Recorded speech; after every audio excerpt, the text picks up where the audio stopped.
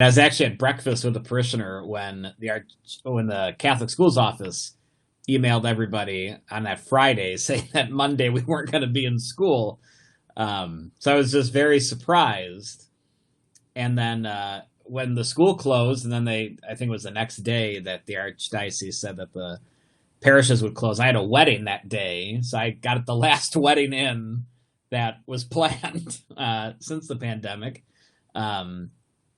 And I thought it would last 2 weeks. I thought everyone kept talking about this 2-week quarantine.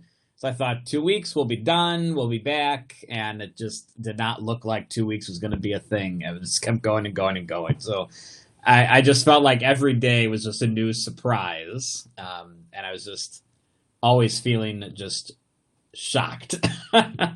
Even when I thought it was just going to be 2 weeks, I didn't want to lose contact with anybody. And given the nature of the pandemic and that death tolls were rising and people were getting scared, it was just obvious to me that this is a time when we need Jesus the most and we need the Eucharist the most. And while we were closing our churches during this time where we really needed Jesus, I was like, there's got to be a way for us to get to people into their homes. So I was like, we just got to start live streaming our masses. So I started just by using my phone and putting on a tripod and doing Facebook Live. And then over the days, as I knew this was going to get a little longer, it's like, well, we needed a better system of doing this. So I started researching different apps and programs that we could use to live stream, and found something that we could use multiple iPads on. And I had a bunch of iPads in the school that weren't being used. So I went and got those iPads from the school. And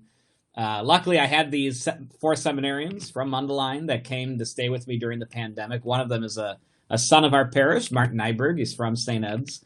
And so luckily, with their help, I was able to start live streaming Mass every day. So most parishes are just doing their Sunday Mass or maybe a special Mass here or there.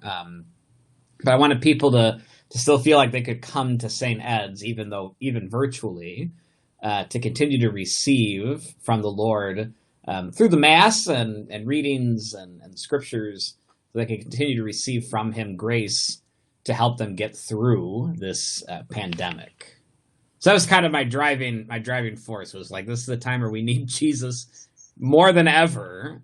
So how can we get Jesus to them, even if we can't physically be present to share in the Eucharist?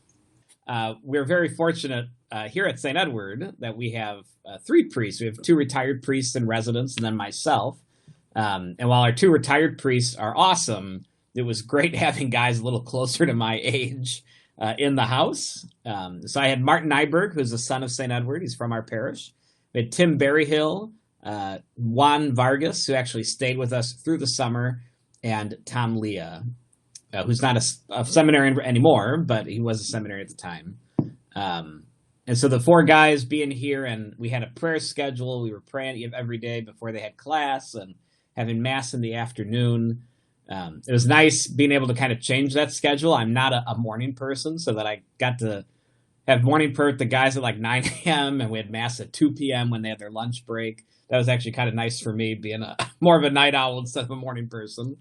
But yeah, we watched movies together. We prayed together. We live streamed a holy hour every Friday during the pandemic, which was very, very nice. And people really appreciated that, since they couldn't come for in-person adoration. It was just, so having the guys here just helped keep me sane, and they helped me accomplish a lot of different things here. I even had the seminarians do film videos on the mysteries of the Rosary, because I wanted to do a parish-wide Marian consecration.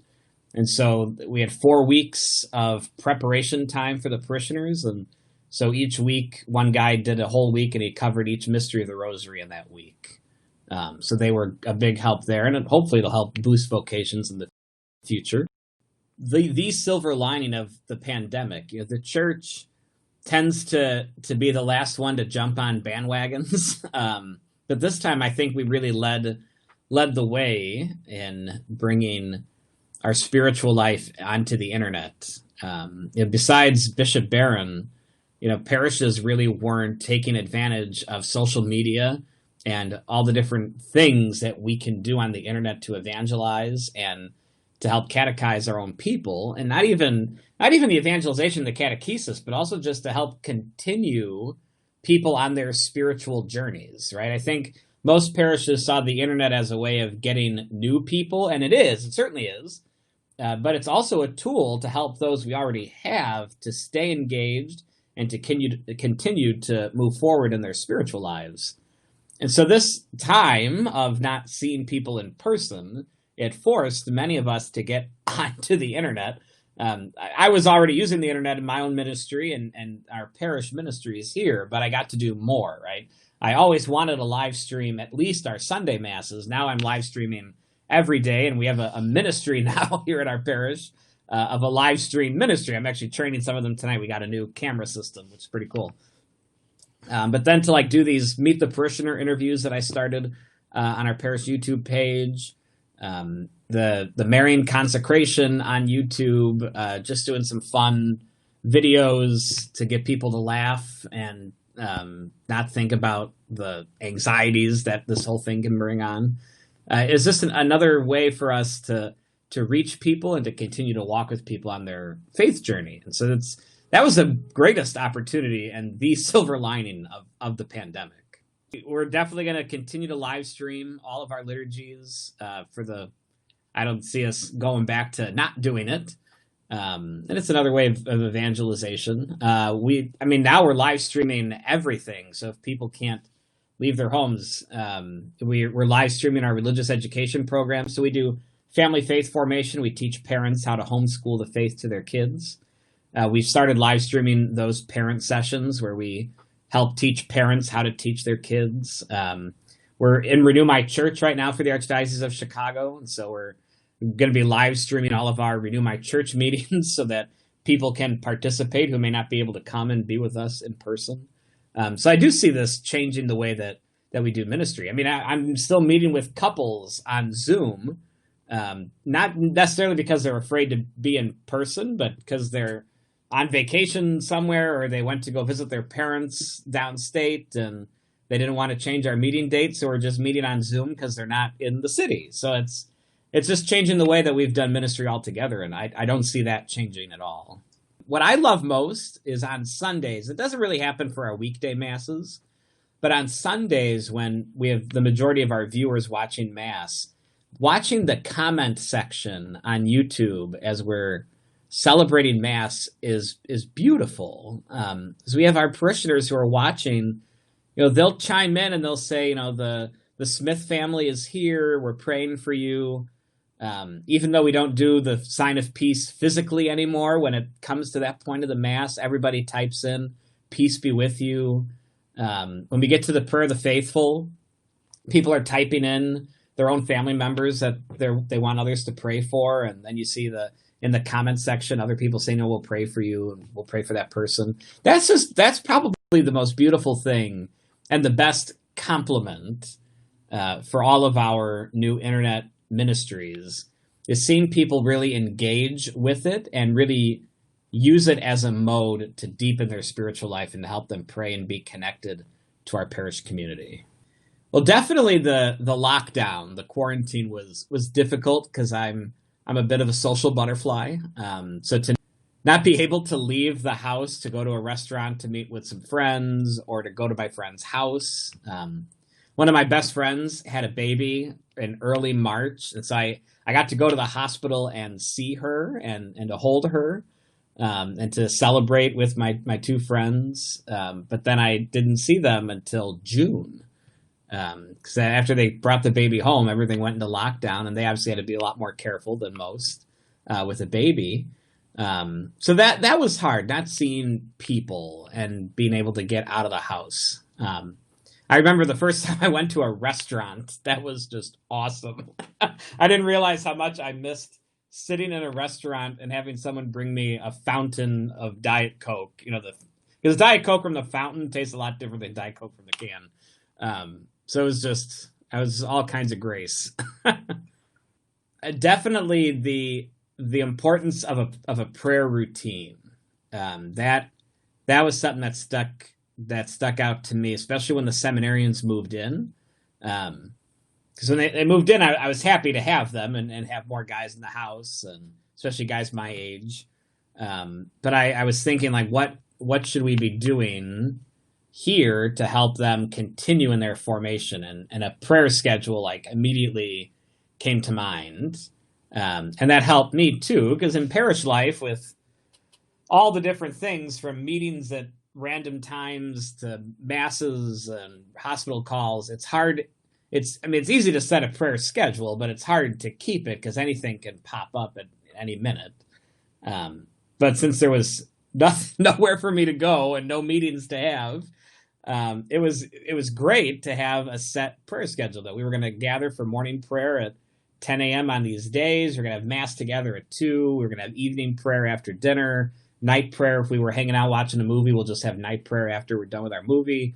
So to have that prayer schedule, and that's something that stuck with me from the seminary, that it was important to have that. I remember going on internship, and our priest that was in charge of us for internship telling us, have a schedule down and try to follow that schedule as best you can. And so that's one thing that really helped. The other was just knowing the importance of having a community life. Let's always have dinner together. Let's pray together. Let's watch movies together. Let's just stay in community, because the isolation is what will eventually kill you, right?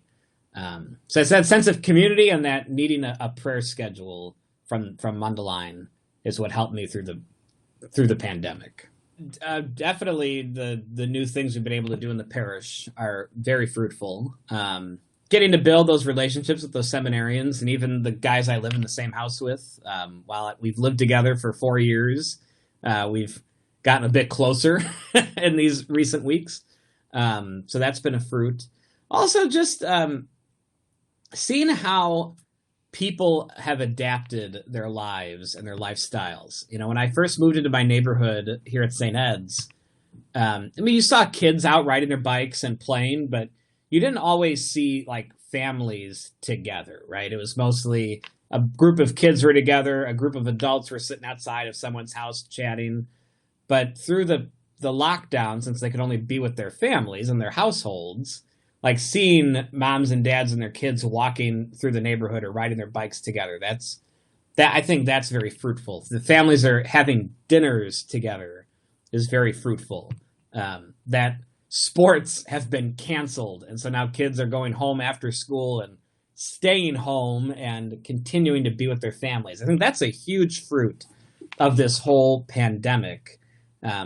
While it's a loss that kids aren't able to do, like, those extracurriculars that are very important to their formation, it's good that they're home and with their parents and eating and learning and praying and playing together as a family. I think that's a huge fruit that will only see bear more fruit in the future.